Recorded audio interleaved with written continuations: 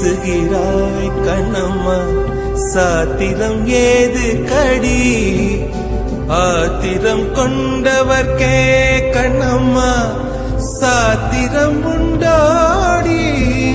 மூத்தவர் சம்மதியில் வதுவை முறைகள் பின்பு செய்வோம், காத்திருப்பேனோடி இதுவா.